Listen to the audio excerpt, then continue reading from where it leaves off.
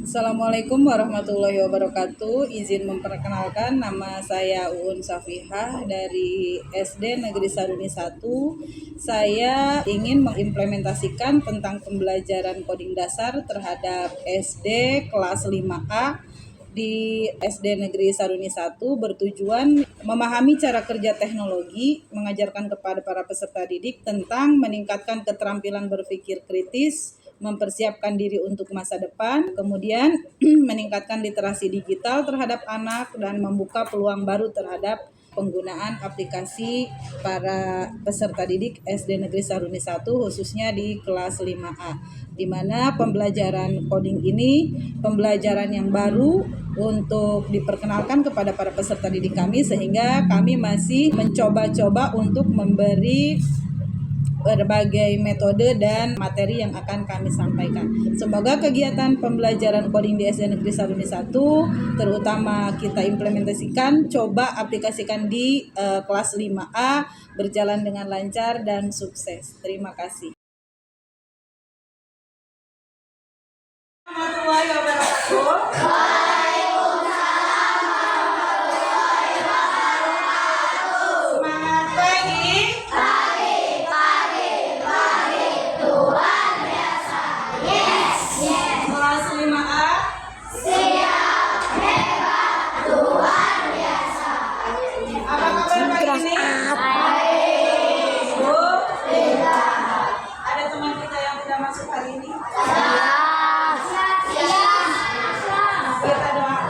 Teman kita yang tidak masuk hari ini, semoga yang sakit lekas sehat dan berkepentingan besok bisa sekolah kembali semuanya. Baik, anak-anak yang ibu cintai, hari ini pembelajaran kita tentang coding dan artifisial, kecerdasan artifisial. Apa itu coding? Nanti akan kita pelajari ya. Akan kita pelajari apa itu coding, artinya apa, tujuannya apa, cara belajarnya bagaimana. Ya, karena ini adalah materi baru yang akan kita pelajari.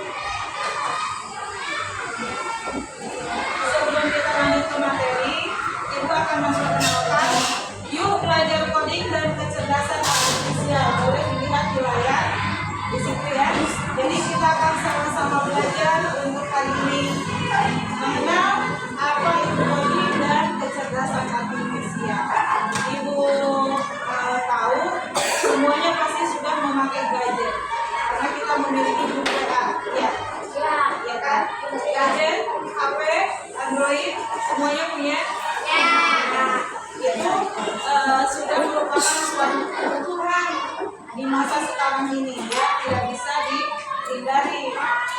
Kalau suatu kebutuhan berarti kita butuh untuk menggunakan itu, ya, tidak bisa dihindari. Kalau dulu kan, buat apa main HP, ya kan? Jangan main HP terus, nantinya matanya rusak. Jangan main laptop terus, nantinya matanya rusak. Itu betul, ya, itu betul, pernyataan tersebut itu betul. Tetapi harus kita batasi sehari itu berapa jam? Satu jam. Ya, benar, 1 jam saya sampai HP. Ya, ada yang online-nya sampai jam 10 malam. Yang merasa nyengir dia.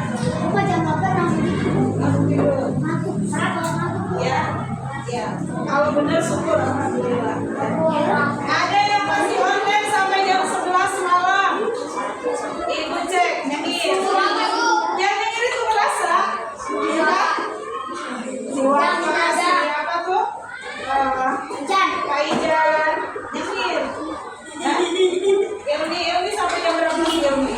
Ini gak suka main HP. Si Alim sampai jam 10. Jadi harus kita batasi, ya.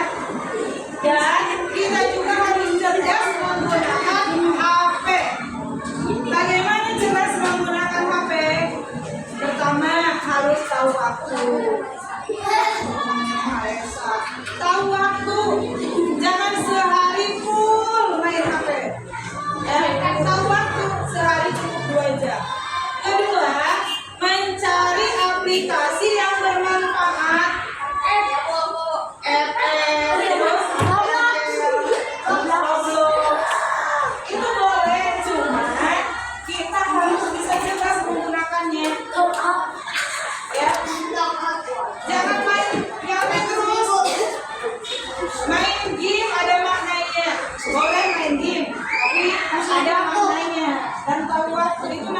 cerdas menggunakan cerdas menggunakan apa namanya artificial dan pembelajaran mandiri kita. Jangan sampai lupa waktu. Biasanya kalau sudah main HP apalagi main TikTok, ya kan? Lupa waktu. Jangan sampai lupa waktu dan menggunakan aplikasi yang bermanfaat.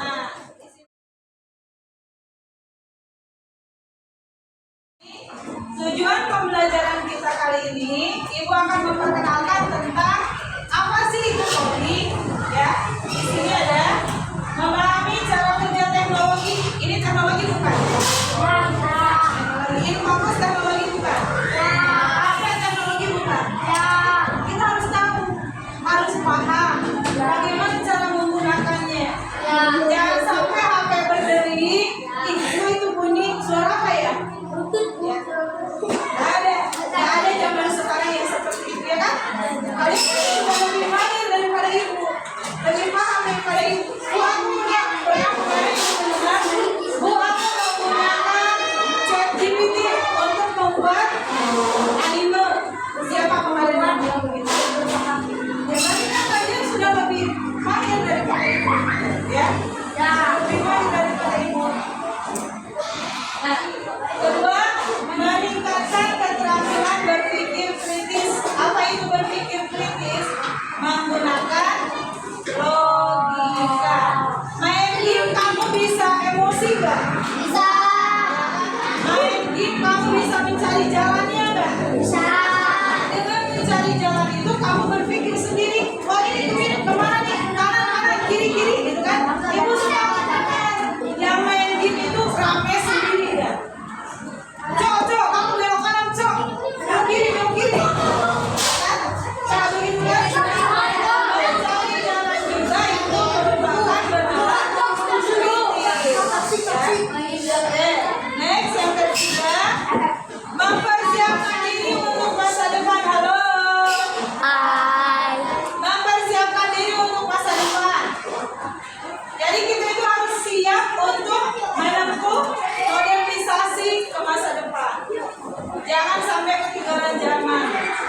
Guru-guru sekarang juga yang sudah tua-tua sudah mulai menggunakan gadget, mulai menggunakan laptop. Untuk apa? Untuk memenuhi kebutuhan.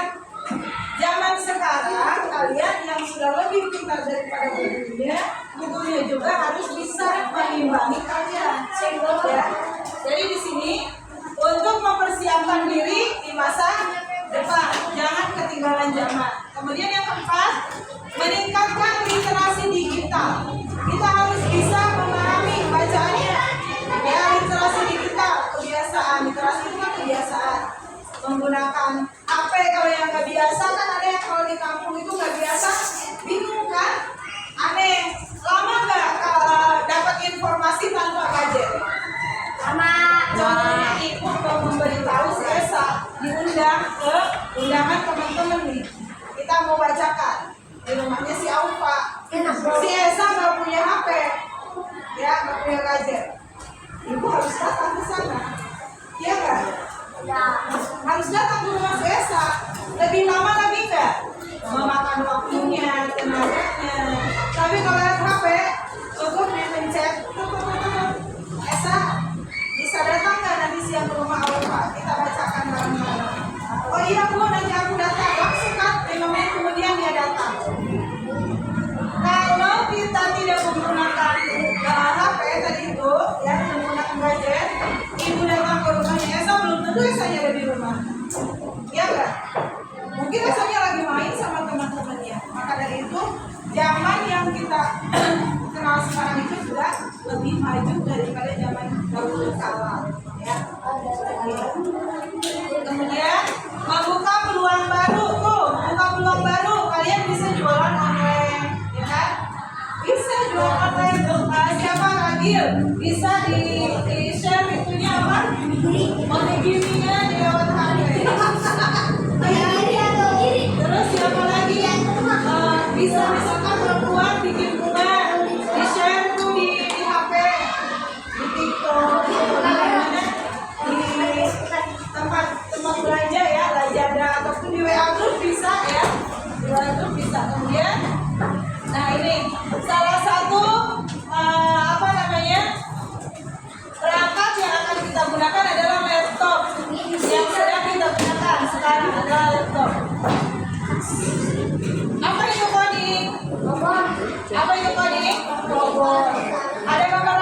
coding robot.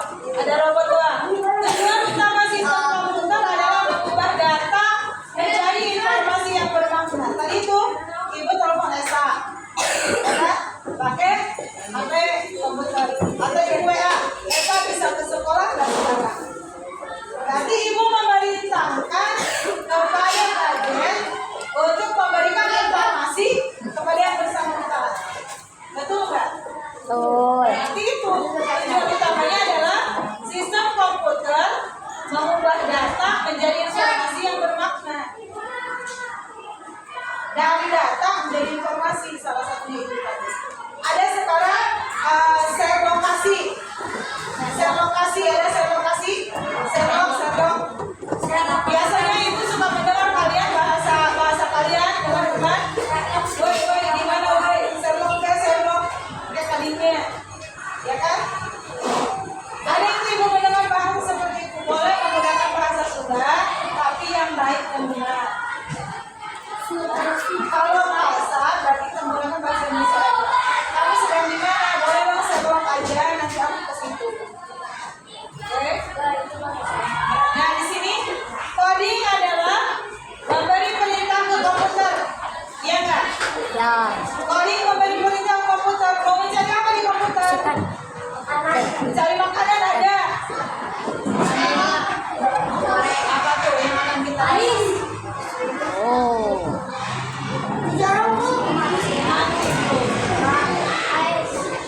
Nah, apa yang akan kita dapat? Makanan tradisional Pandeglang.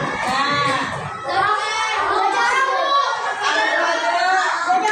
kalau Kikiping, Dojorong, apa nih kue cincin, ya? Ini dia memberikan informasi yang betul tidak? Ya kan?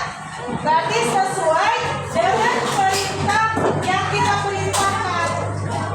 Ya nggak? Betul nggak? Sesuai dengan apa yang kita perintahkan tadi itu.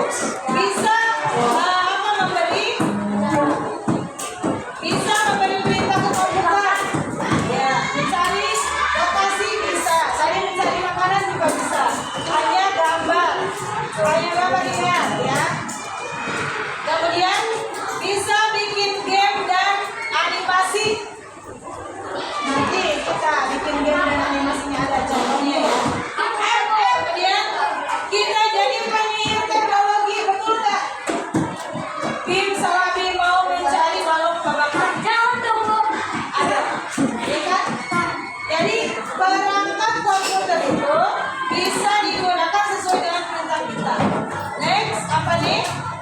Berpikir komputasional itu apa? Halo? Berpikir komputasional adalah pendekatan sistematis dalam memecahkan masalah yang melibatkan prinsip-prinsip komputer. Kemudian seperti dekomposisi, pengenalan pola, abstraksi dan algoritma. Yang pernah ibu sampaikan adalah tentang algoritma. Apa itu algoritma? Ada yang istilah langkah-langkah untuk memecahkan masalah. Masih ada yang ingat? Di sini ada ibu contohkan tentang algoritma atau cara memecahkan masalah dengan berbagai langkah, dengan beberapa langkah. Di sini contohnya membuat pizza. Ya, kita lihat ya. Tolong disimak baik-baik. Yang pertama, di dalam satu lingkaran kita lihat, perhatikan. Yang kita cari ada dari gambar di bawah.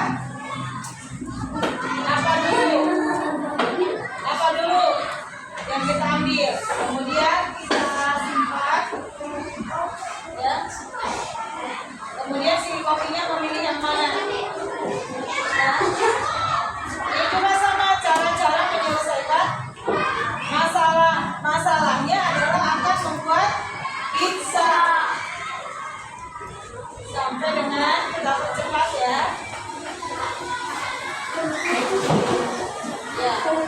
Sehingga dari langkah-langkah tersebut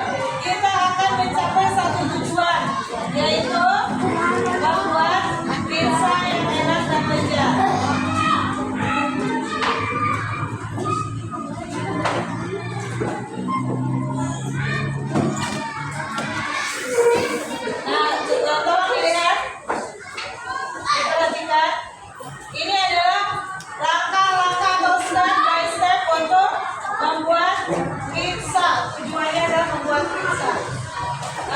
Algoritma tersebut bisa digunakan untuk kegiatan apa saja.